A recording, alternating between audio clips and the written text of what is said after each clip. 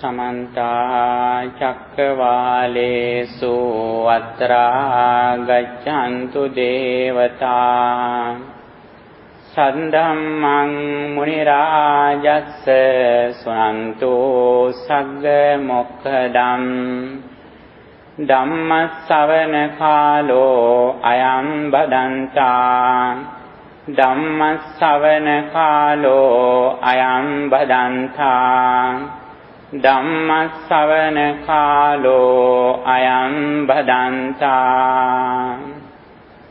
Namo Tansa Bhagavato Arahato Samma Sambuddhassa Namo Tansa Bhagavato Arahato Samma Sambuddhassa Namo Tassa Bhagavato Arahato Samma Sambuddhassa Yoca Buddhanca Dhammanca Sanghanca Saranangato Chattari Ariya Sanchani Sammappanyaya Passati Dukkhaṃ dukkha samuppadāṃ dukkhassā ca atikkamam ariyaṃ caṭṭhaṃgikaṃ maggam dukkhopasamagāminanti. Okay, Dhamma friends, may the people bless you. Here I am going to explain about one kind of doctrine in Buddhism that you know, the triple gem.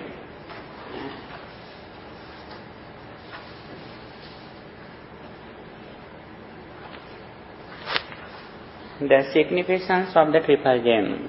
Have you heard about the triple gem? No. Actually, when we are going to learn Buddhism, at the very beginning, we have to know about the triple gem. That is a basic foundation in Buddhism. You know, as Buddhists, when we bless others, we mostly say, may the triple gem bless you. Triple means three. Gem means, you know, gems mean that the valuable thing. Most valuable thing. What is the nature of the gems? You know? What is the nature of the gems? It is valuable. If we have a lot of gems, when we think about gems, we are so happy because we are very rich. If we have a good friend or relative, sometimes we say them, you are my gem. Why do we say that you are my gem? When we think about him, we are so happy because of their good qualities. You know, that is why if we have a good friend or relative, when they are sick, when they are with trouble, sometimes we give up our gems and we give some money to them to protect them because they are more valuable. If we have some kind of gem that, you know, when we think about them, we are so happy because we are rich. We think we are rich, we are wealthy. That is why we like gems. Because it brings us happiness. These kind of gems also like that. You know, that material gems, sometimes they can be destroyed. They can be stolen because they are material things. They are outside. But these kind of triple gems, they are in our mind. Then nobody can steal. Nobody can destroy because they are inside. That is why it is very valuable. That is why we say them as our gems, the triple gem. You know, the triple gem that Buddhism says, those are the Buddha, the Dhamma, and the Sangha. Who is the Buddha? What we consider when we say Buddha? What is the meaning of Buddha that here it says? Oh, yes. Sometimes some people may think that the physical body of the Buddha. Actually, we consider here not only the Buddha's physical body. We consider here Buddha's enlightenment, Buddha's understanding, Buddha's wisdom. As soon as we consider, we imagine the Buddha, we imagine his good qualities, his noble values, his wisdom, his intelligence, his virtue. This is the first triple gem that Buddhism says. The second one, the Dhamma. Dhamma means Buddha's message, what he explained to the world, what he preached to the world, the way how we get rid of suffering and how we reach to the real happiness, the path that he explained. The next one, Sangha. What is Sangha? What is the Sangha? Sangha means Buddha's noble disciples. Not only Buddhist monks, but even you. If you practice this message, if you have attained some kind of spiritual levels, you also can be included into Sangha. When we imagine these kind of gems, what happens to our mind? Yes, our mind is so happy because our mind has no defilements, no disturbances. When we imagine Buddha's noble qualities, our mind is very pure and calm. We have no jealousy, we have no anger, we have no greedy. When we remember the Buddha, his qualities, his disciples and his qualities and his enlightenment. And how we consider the Dhamma? Dhamma, we practice Dhamma. We train Dhamma. We add it to our lives in our day-to-day life. We live with Dhamma. But at the very beginning we think that Dhamma is outside, we are here. Dhamma is in the temple, we are at home. But little by little we are growing up with the knowledge. Dhamma is like our family member. Then again we are growing up. We think that Dhamma is in our inside. We live with Dhamma. We go here and there with Dhamma. What is the Dhamma? Dhamma means the path that Buddha explained to get rid of suffering and the path how we achieve the real happiness.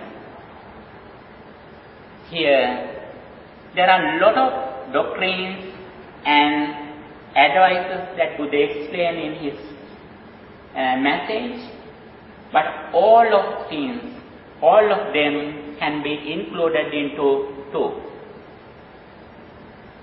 What they are? Do you remember? There are a lot of advices that Buddha explained. All of them can be included into two. What they are? Last week we discussed this.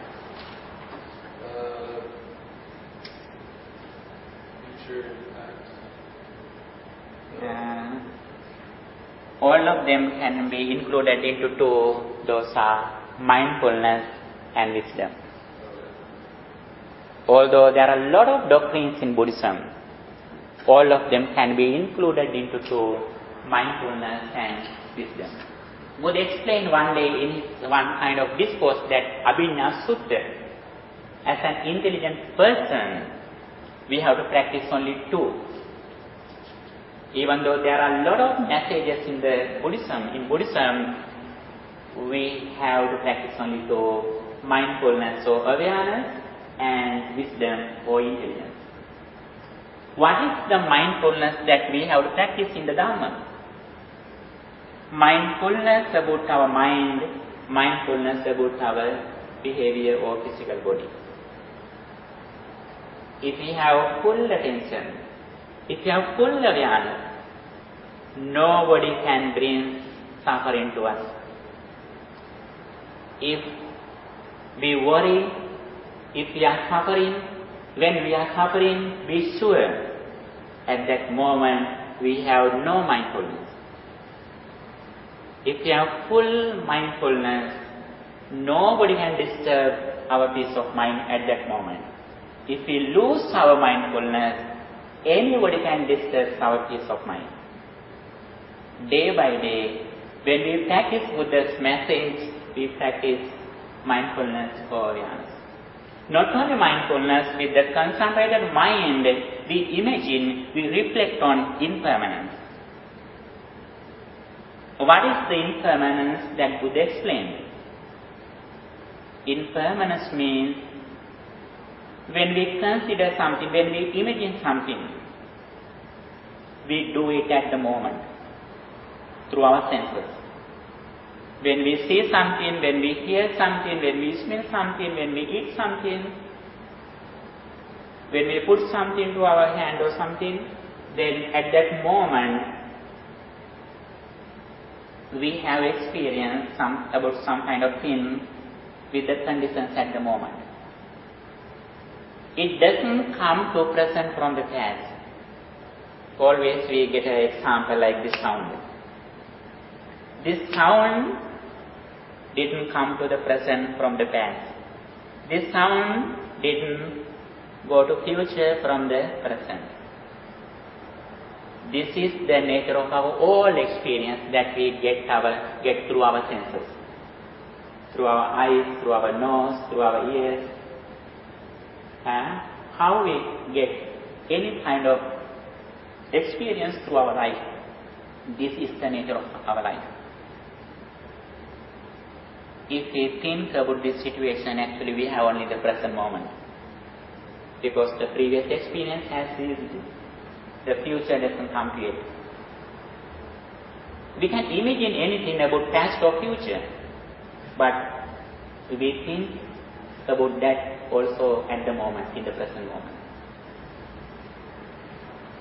When we consider something about our previous experience, as soon as we imagine it, if we are clever to understand, now I read my mind, we can think anything as our previous experience. But we have no anger, we have no big attachment or greed. Because we know very well, now I read my mind when I think something. Buddha explained one day, somebody can blame you, somebody can hit you, but somebody does it once. When I blame you, when I hit you, I do it once. Then, if you have no mindfulness, you are blamed many times. You are hit by your no understanding several times. Somebody can hit you, somebody can blame you once. If you have no mindfulness, you are blamed hundreds of times because of no mindfulness and wisdom or intelligence. That is why little by little, by practicing Dhamma, we practice only to that mindfulness and wisdom. Then Sangha means the noble disciples who practice this message, who gained enlightenment and who are experiencing about this message and also who are getting ready, who are practicing some kind of doctrines in the name of enlightenment. As soon as we consider these three things, our mind has no anger, our mind has no defilements, cravings, our mind is free from suffering. Our mind is free from negative ideas. Then that is why we say that these three things, the triple gem, it is more valuable because it brings the real happiness to our life. Then Dhamma is the center. Dhamma is the center. Even though you didn't see the Buddha's physical body, if you can understand his message by listening to his message, you can see the Buddha. That is why Buddha said, your Dhammam passati somam passati. He who sees Dhamma sees me. Your Dhammam passati somam passati. He who sees Dhamma sees me. He who sees me sees Dhamma. Your mam passati so Dhammam passati. It is interrelated.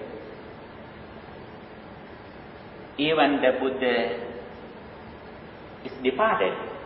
If you can understand his message by practicing according to he explained, then we can live with him. He passed away. Buddha passed away physically, but we can alive him by practicing Dhamma. And also, when we think about the noble qualities of the Sangha, they are our close friends. Even though we don't call them, but we live with them. Associating with somebody. What is the association with somebody? If I near you, I associate you? Actually not. Association means, if I associate your quality, that is the association. Even though you died, I can read something about your character, which is your good qualities. Then, if I get those qualities for my life, then I live with you. That is the real association. Even though you live with a person under the same roof, if you don't get his good qualities, you have no association. But even though some Sanghas who enlightened in Buddha's period, even though they are departed, if we think their qualities, still we are living with them. We have good association with them. That is why little by little, when we have Dhamma knowledge, the Buddha's message, then we try to practice it in our day-to-day life, and also we think whole day about these three things. Then defilements or negative ideas, they can disturb our peace of mind. We are strong with good energy, with a good spirit. That is why Buddhism explains these three things are very important from the beginning to end. Little by little, we develop the understanding of these three things. This is the center. If we can understand Buddha's message, we understand who Buddha is. If we can understand what Buddha explained, then we can understand who Buddha's disciples are. Sometimes there are some persons, first of all, they make Buddha. After they make the Lord Buddha, they ask, your senses are very pleasant. What kind of doctrines that you practice? Please explain me. Then they ask, they listening to Buddha's message, and they went to search in the Buddha's disciples, Sangha. Sometimes, first of all, some people listening to Buddha's message, then they asked, whose is this message? Then they went to find the Buddha. And they associated Buddha's Sangha. Sometimes, such as Upatissa or Sariputta, Reverend Sariputta, one of Buddha's noble disciples. First of all, he met Reverend Assaji as a Sangha. when Upatissa met Arahant Assaji, he asked, your senses are very pleasant, your behavior is so calm. What kind of doctrines that you practice? He asked. Then Reverend Assaji explained what kind of message he practiced. Then he was so happy, Upatissa was so happy. Then he went to find the Buddha. These three things are interrelated. First of all, we are faith in one. Then little by little, we are going to other steps. And here, especially the Dhamma, the Buddha's message is the center. Here, Buddha explained, if somebody knows these three things, he understands how suffering arises. How suffering arises. You know? What is the cause of suffering? What is the reason of attachment? Desire and big attachment is mostly same, close. How do we have desire? When we look at this picture, sometimes we have big attachment or desire. Why do we have desire about this picture? Ego. Yeah, sometimes we can say ego, I have self-view or ego. On the other hand, the main reason is the ignorance or delusion. What is the delusion? We have no real understanding how this picture arises. How do I get experience about this picture? Then actually, by seeing this picture, we have only the color. When we are going to catch this picture, we catch the wall. Your body is very beautiful. When I going to keep your body, I need your very rough body, not physical, not a beautiful picture. It is like that. For example, when there is a very beautiful sound, you know, drum, the sound is very nice.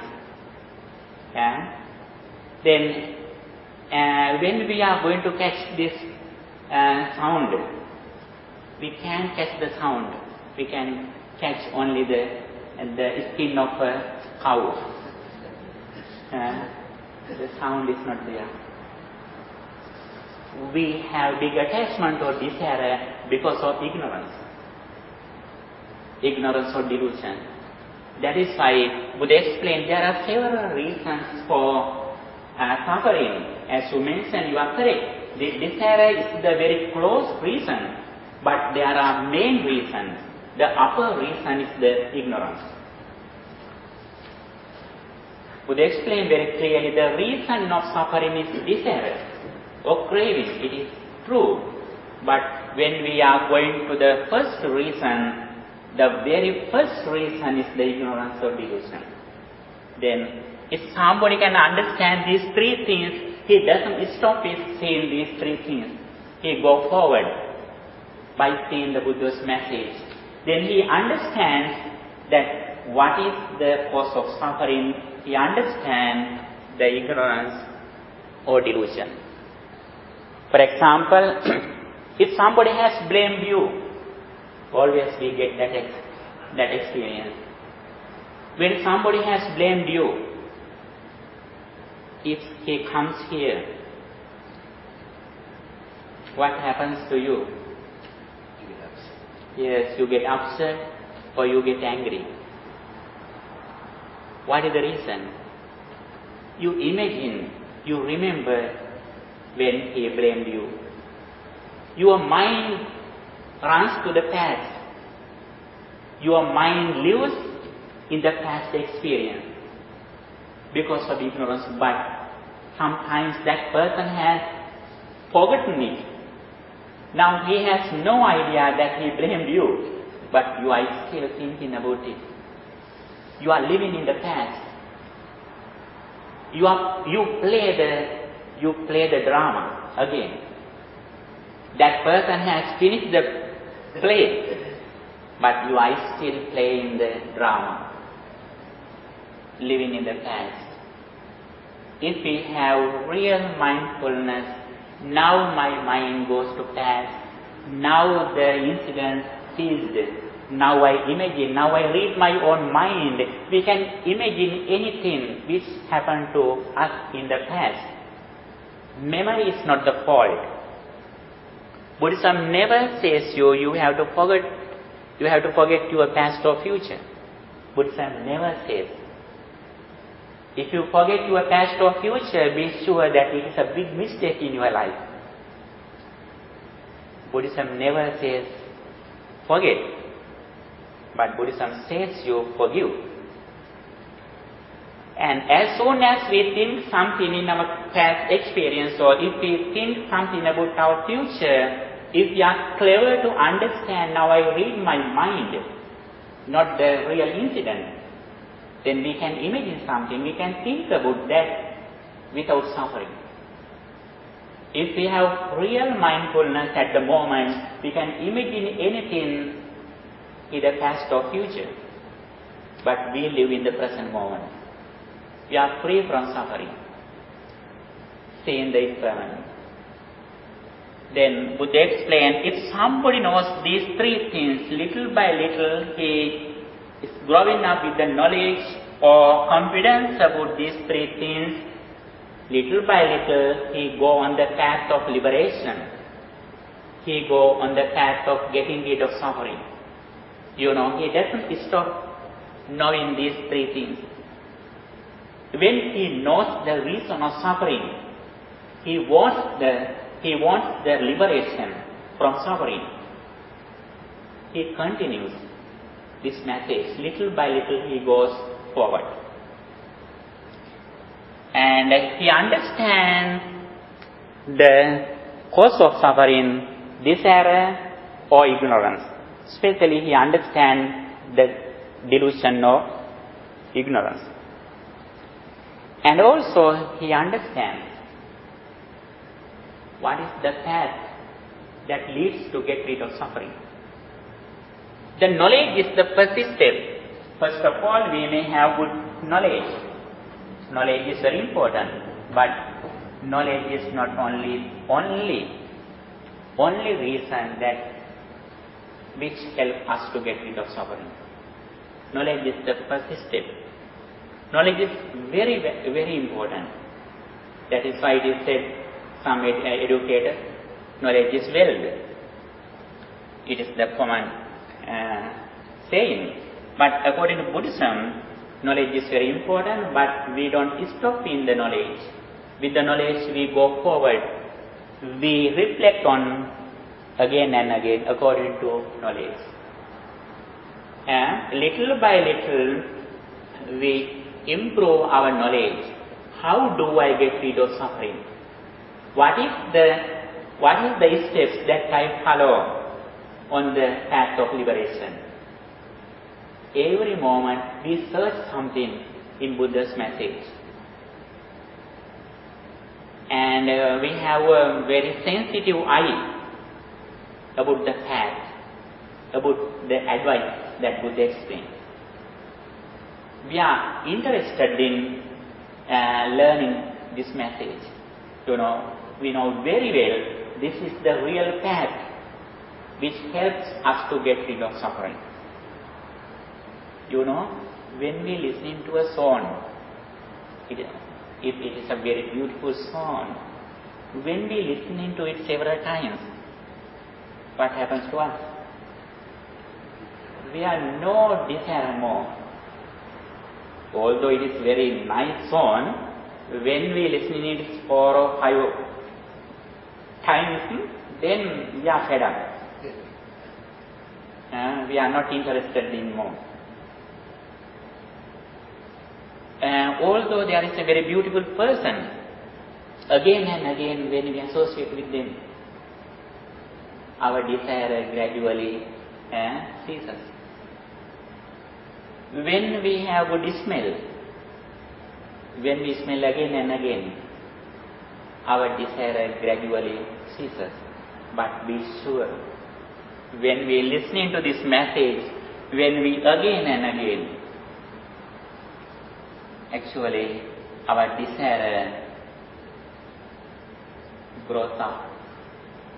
Our desire to listening to this message grows up.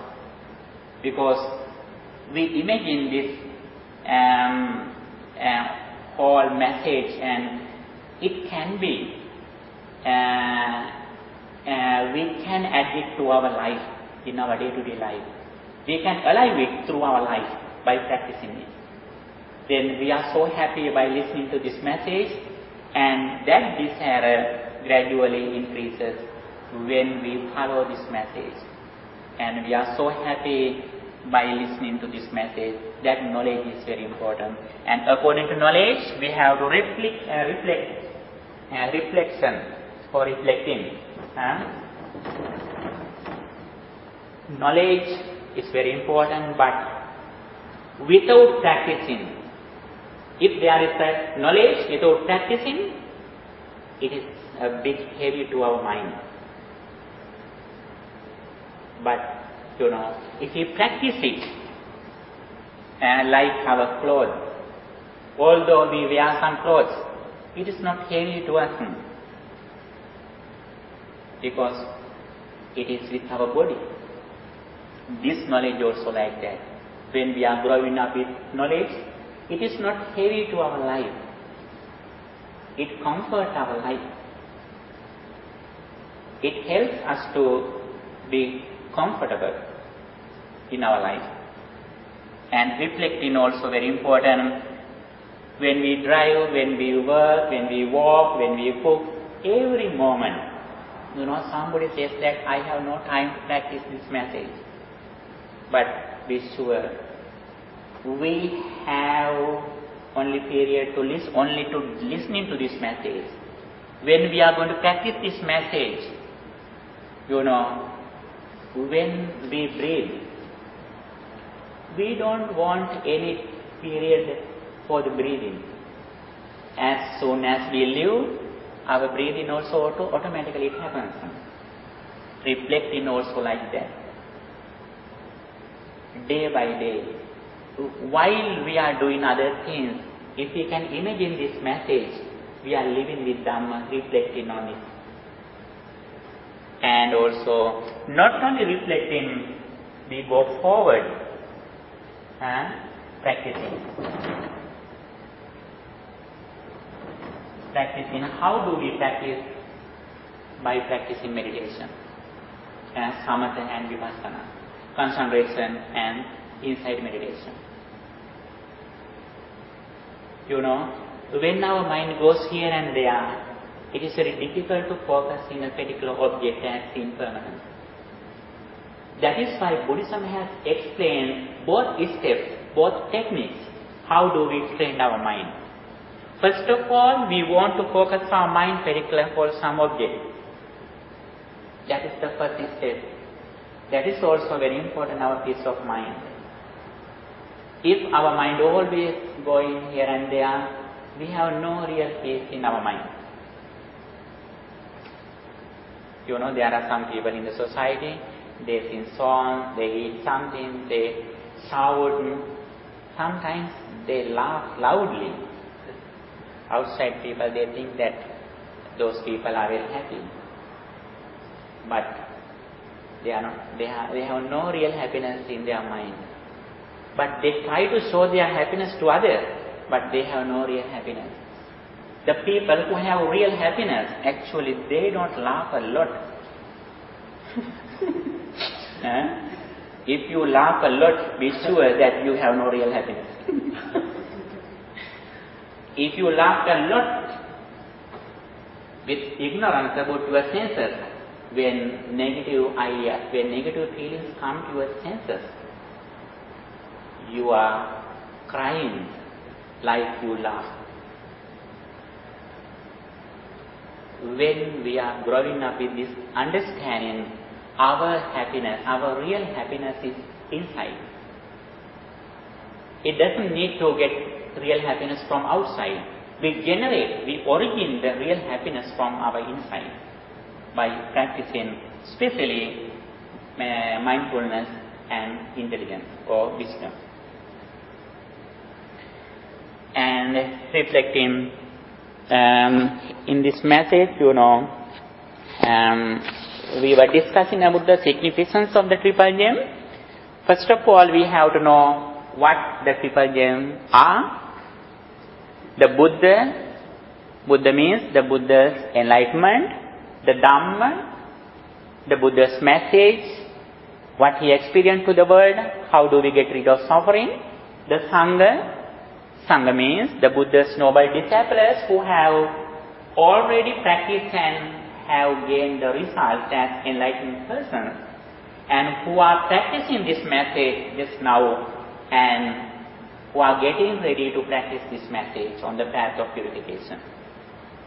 They are Sangha. Do you have any question about these things, what I explained up to now? The Sangha has to be a monk. Sangha can be included into four. Bhikkhu, Bhikkhuni, Upasaka, Upasika. Bhikkhu means monk. Bhikkhuni means nun. Upasaka means lay people like you. Upasaka means lay people like you. But all of them have full confidence about the Buddha's message. It depends on how much they have saddha or confidence or trust in Buddha's message. They have full trust. Even though somebody is killing him, he didn't give up this confidence. Because he sees the truth by his knowledge. There was a person in Buddha's period. He was a Brahmin. And Buddha met that person, lay person like you, and Buddha explained him everything in Buddhism. He was very intelligent. As soon as Buddha explained his message, he could attain the first step of enlightenment, Sotapanna. There are 4 steps in enlightenment which are permanent. Never we going down from these steps. If we become these kind of steps, there are 4 steps. The very first step is Sotapanna. If somebody becomes the Sotapanna, he never go away from Sotapanna. It is a very certain step. When the Lord Buddha explained his message to that person, he could understand and he attained the first step. Buddha left him. As soon as Buddha left him, the Mara, there is some kind of heavenly realm, some persons. There are various heavenly realms, and one of them is Mara. One of Maras came and explained that person what he explained. Actually, he created the Buddha's physical body like a Buddha. Mara is a very clever person. He can change his physical appearance, and he created the physical body like a Buddha. And he came and he explained, "Dear friend, I had a mistake. I explained you that everything is impermanent. I am sorry, not impermanent, permanent. And I explained you everything is suffering. It is a mistake. I am sorry, everything is happiness. I explained everything is no soul or egolessness. I am sorry, I had a mistake. Everything is ego or self." What happened to that person? Did he believe? He didn't believe. He told very strongly, "You are not the real Buddha. I don't change this message. Even you Buddha, you are Buddha. I don't remove. I don't give up this understanding. This is my certain understanding. Now I see the reality. Even though you tell or not, I see the reality. When we see the reality, that message doesn't belong to even the spiritual teacher. Buddha's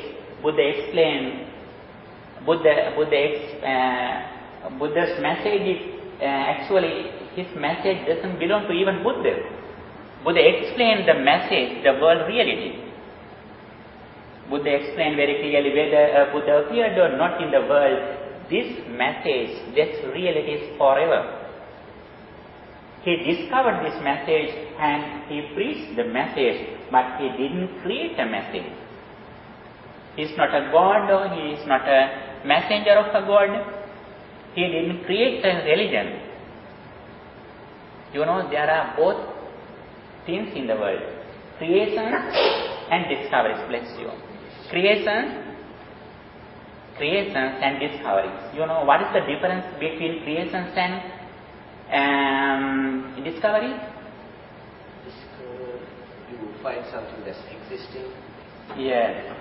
Discovery means like water, oil, soil, air. Those are the things we can create them. Those are the things, natural things. Oil, water, soil, rock. Those are natural things. We discover them. We can create them. Gems. We can create the gems, but we can discover them. Buddha's message also like that. His message is not a creation. We respect him because he discovered by himself. That is the difference. Then Buddha explained, this message doesn't belong to even me.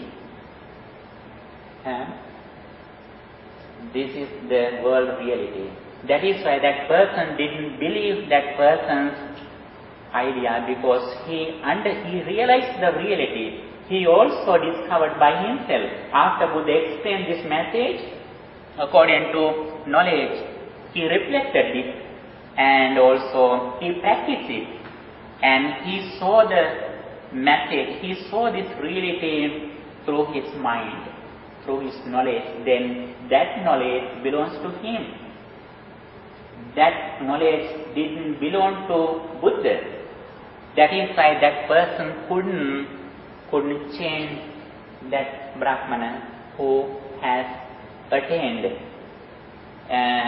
who had attained first step of enlightenment. That is a very good example that, you know, first of all, we should have some kind of confidence. Without confidence, we can do nothing. For example, when you drink the water, you have a trust that water is not allergic or something, and that is why you drink it. When you go to a doctor, you have a confidence that person has an educational qualifications. You never check his. Sometimes you look at his certificates on the wall, but you don't go to the university to check it. You have confidence that person has enough qualifications as a doctor. That is why you go there. When you go to a college, when you go to a classroom, you have a confidence that teacher or professor has some kind of experience or educational qualification. With confidence, you never check it, you believe it as a confidence. You know, everywhere we also should have some kind of confidence. Without confidence, we can't start this path. But according to Buddhism, bless you, according to Buddhism, the significance of this message is we should have confidence only in the first level. When we go on the path, then when we experience that knowledge is ours. You know, when you go to a place where you never gone, first of all you have the map. Until you go to the destination, you have confidence about the map. That is why you drive like a professional person who has experience to go there. You drive within the map. You have confidence. When you reach to the destination, what happens to you? Then you don't need the belief or confidence. Now you experience the place. This message also like that. At the very beginning we may have some kind of confidence or trust, but day by day when we practice, we see the result. You know, when you see a map says that here is a bridge, here is a junction. When you go on the path, you meet the places, bridges, rivers, junctions, big buildings, everything you can see. The path also, the path of the liberation, source like that. When you practice this message, step by step, you see the result. At the very beginning, we may have discipline or virtue. Virtue means discipline in our speech and behavior.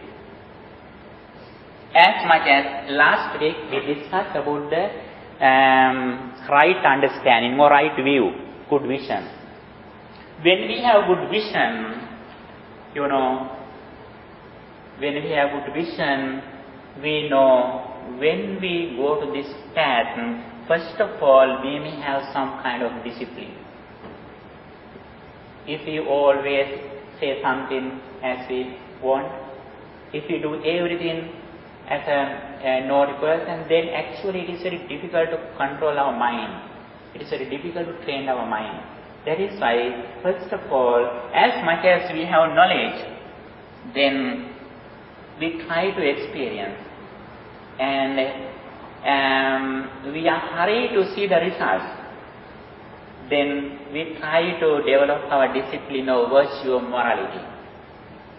You know, when we have misbehavior, we know very well we have a lot of problems.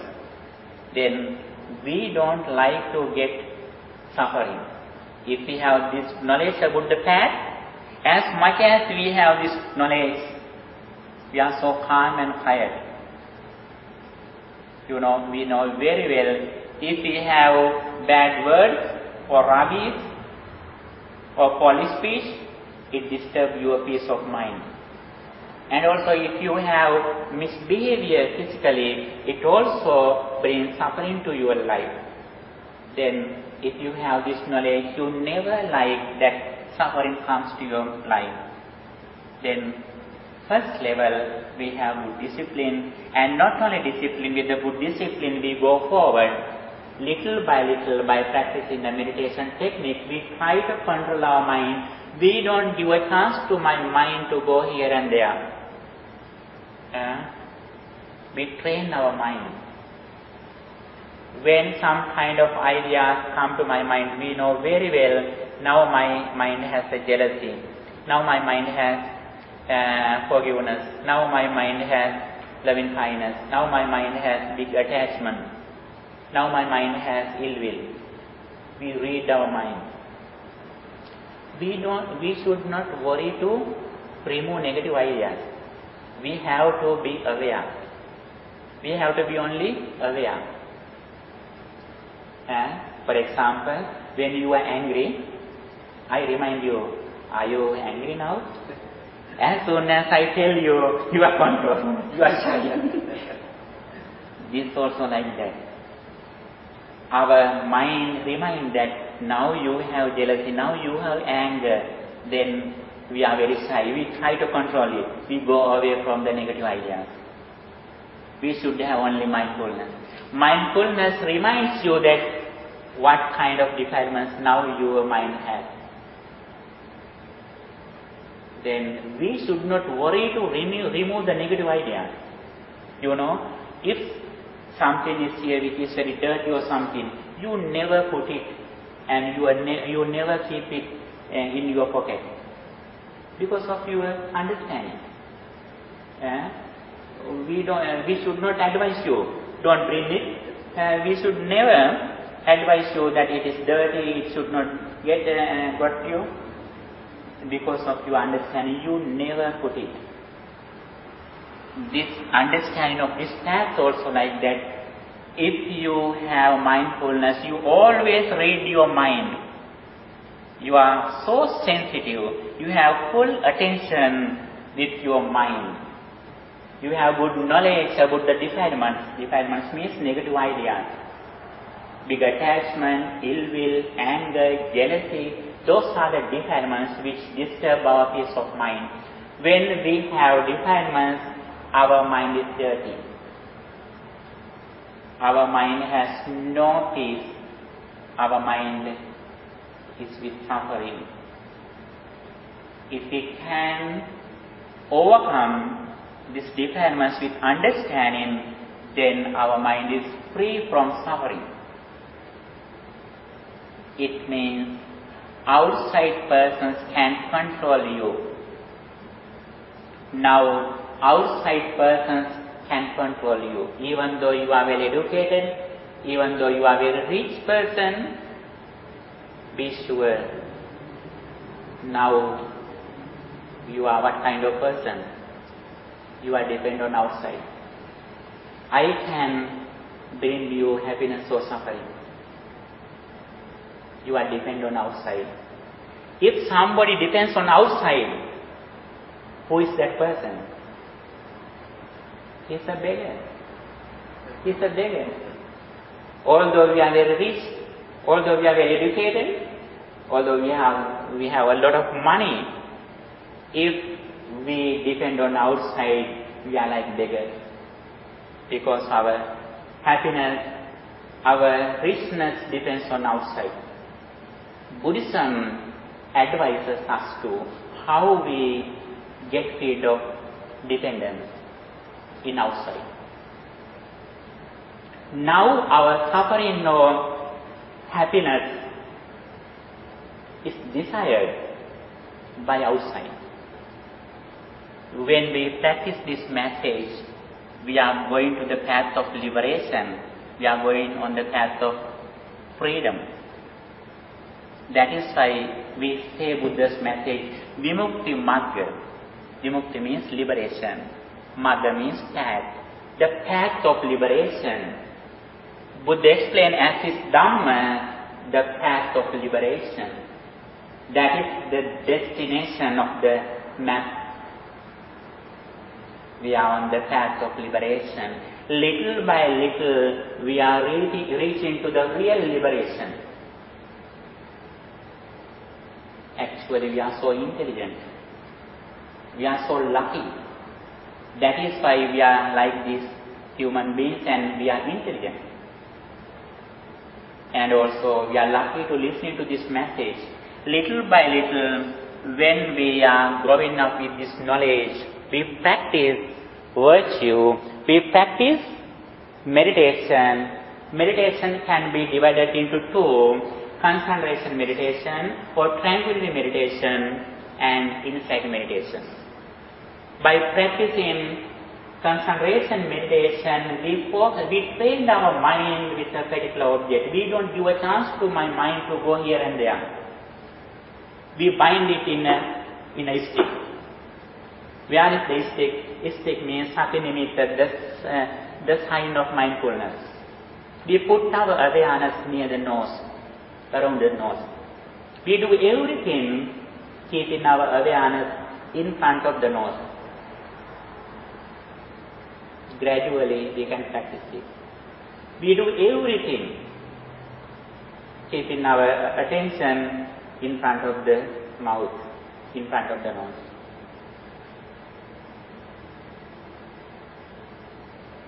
That is the first step of mindfulness. Sati nimitta, practicing the sign of mindfulness. Then little by little we go away, we go forward.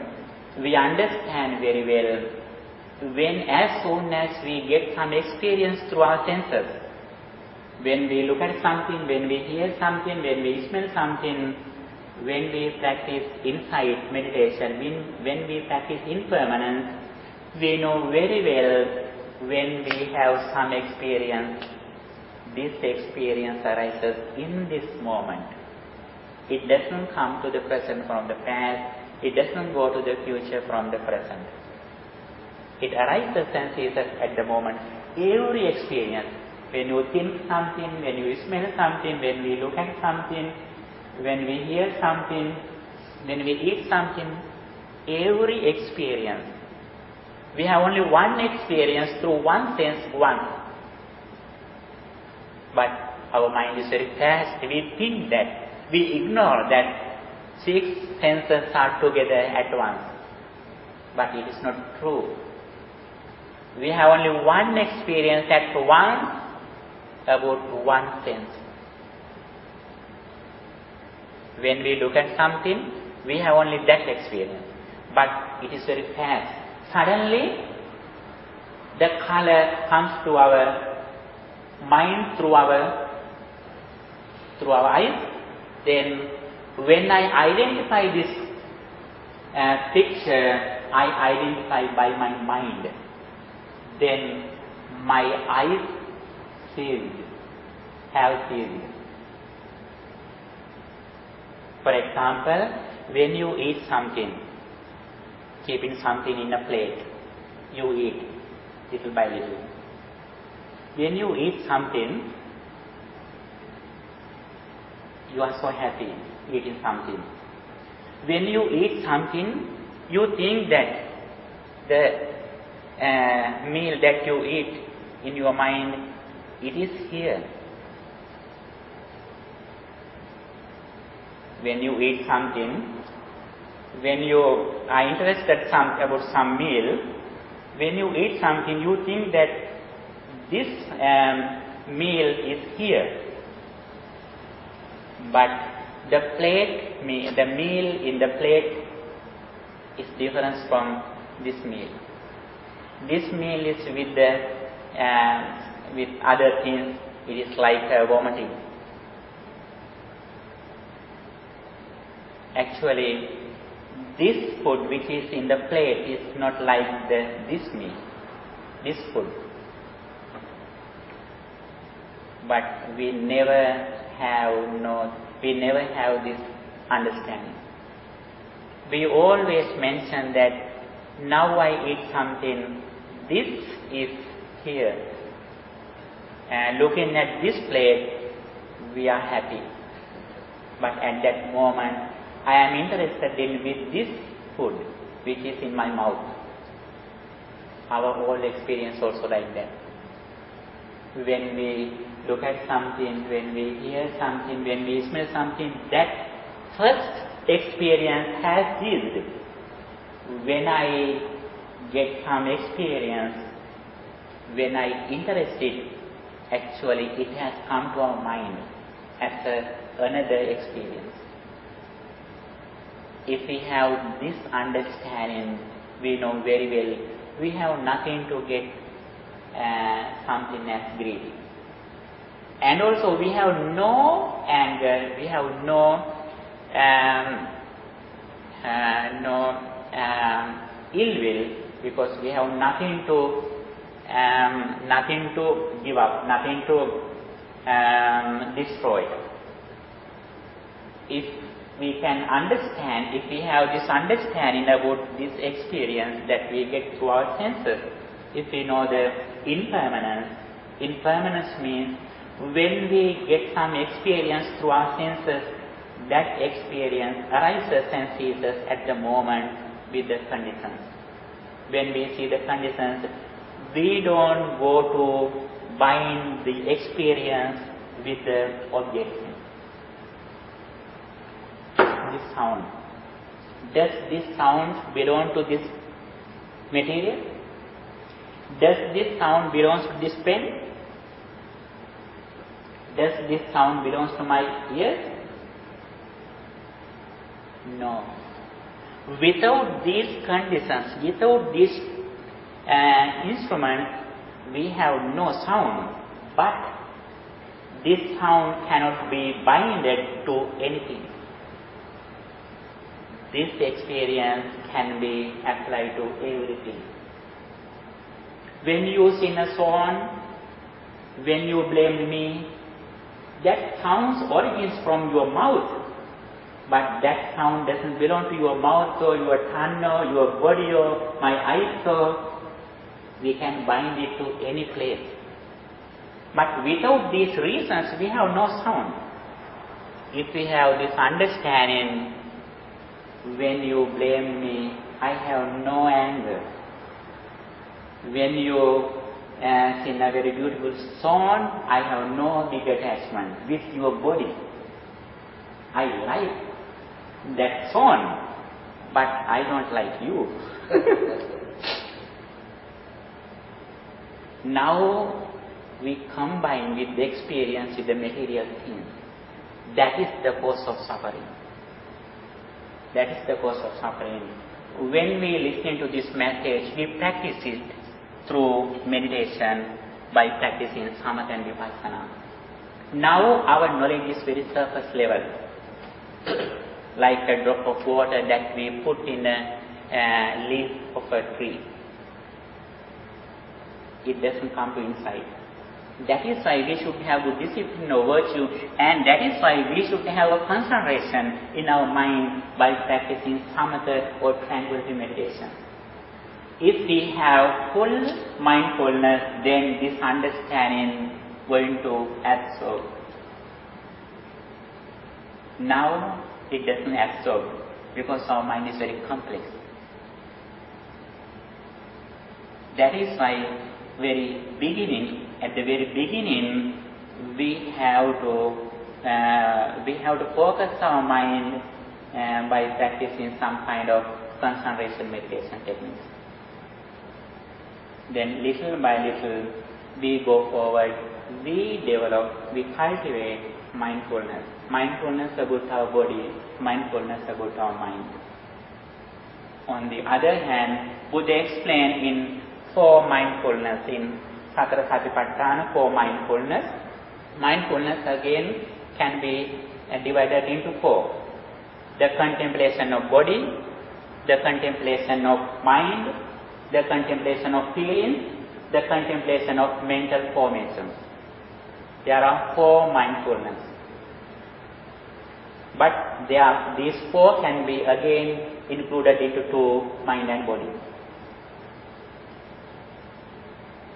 And actually, if we can practice this message, we can see the results in this life, not hereafter. That is the interesting thing. Every other religion, they explain the liberation or going with the God after death. But the interesting thing is that in Buddhism, if we practice this message, we can see the result in this short life. If you practice this message in your young age, you can see the result in the young age. If you are going to practice this message when you are old age, you have the result in the old age. But it is very difficult to practice in old age because our organs are so weak. If we can practice in this message in our young age, like this young age, we are so lucky. We can see the happiness of our life. When we have good knowledge about the Buddha's message, then we are interested in our life. Then we have the real happiness than our education, than our wealth. Okay, little by little, when we growing up with this knowledge, we have a good awareness that entire day from morning to go to bed, we remember mostly about these 3 things. Then our enemies can come to our mind. Our negative feelings, our negative experience have no chance to come to our mind. We live with Buddha's enlightenment, we practice Buddha's message, our friends are noble disciples, they are in our room. When we eat, they eat. with them. When we drive in our vehicle, we are not alone. Other seat, there is another noble person. Everywhere, where you live, where you go, where you work, everywhere you live with the Sangha who are the noble persons, who have already enlightened, who are practicing this message, they are with you. Not physically, mentally you are with them. You are not alone. Even though you are alone in your room, mentally you are not alone. You have a lot of friends. You have a lot of friends, you know. If you have a good friend who is very honest, when you think about that person, you are so happy. When that person calls you are so happy. Suddenly you get the phone. But if there is a person who is very boring person, although he calls you, you don't get the phone. If there is a person who is very honest and who has a lot of good qualities, you are so happy. Even you think that person, your mind is so pleasant because of those qualities.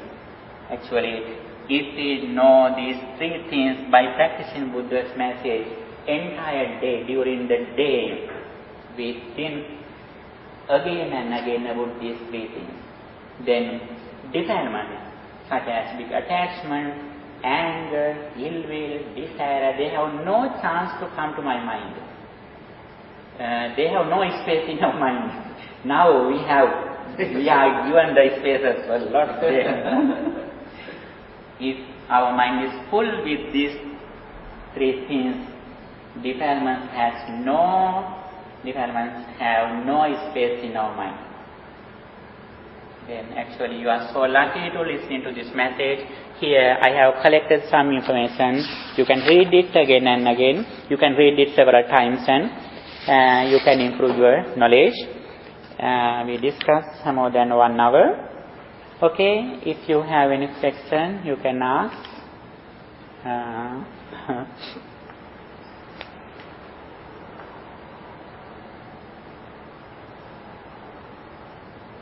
Okay, we discussed about the triple gem and we explain these 3 steps. First of all, we improve our knowledge about the path. Then, according to path, we reflect in again and again. Now we think about the person's misbehavior or something. But if we have knowledge, we are so happy when we think about this message. Then we try to reflect on it again and again. About the mindfulness and cause of suffering, about right view or right vision, Buddha's noble qualities, Sangha's qualities, the path of liberation. Again and again we think about it. We live with this idea. And also, little by little, at least 5 minutes. Start with 5 minutes per day, your meditation. First of all, we practice meditation as a sitting meditation. Then, we practice it walking meditation. We do walking consciously with mindfulness. And also, when we growing up, when we drive, we do it very consciously with mindfulness. Then somebody comes to you lying in the freeway. On the freeway, you have no anger. Always you give a chance to come to another person to your lane. Because he is very instant in your lane. He suddenly go to another lane. Don't worry. Although somebody comes to your lane, he doesn't stop there. He suddenly goes to other lane. Then we have nothing to get angry with anybody. Then the sign that you are on the path of liberation, be sure our loving kindness should be increased little by little. Our loving kindness increases little by little. That is the sign that you are on the path of liberation. That is the first sign that you are on the path of peace. That is why Buddha explained, if somebody wishes to go on the path of peace, at the first level, you have to practice loving kind meditation. The reason is that we mostly suffer because of anger. If we can reduce anger, we can reduce half of problems in our day-to-day life. By practicing loving kindness, as soon as you look at a person, you mention that person is your only son or daughter. When your son or daughter keep you here and there, you never get angry. Even that your daughter or son hit you, you never get angry. That concept comes to our mind when we develop loving kindness, because you know everybody in the world, at least one life in a previous life would be our son or daughter, might be a son or daughter. That is the nature of our samsaric journey. And if we can develop these good attitudes in our day-to-day life, gradually we can decrease our defilements such as anger, ill will, those kind of negative ideas from our mind. Okay, thank you for your coming. Appreciate you. I wish you to improve your knowledge. I wish you to develop your reflection, and also I wish you to develop your meditation techniques day by day. Try to develop your meditation from 5 minutes, little by little. You can increase it, and also not only sit in meditation, when we walk, when we lie down, when we stand in 4 postures, we can practice it.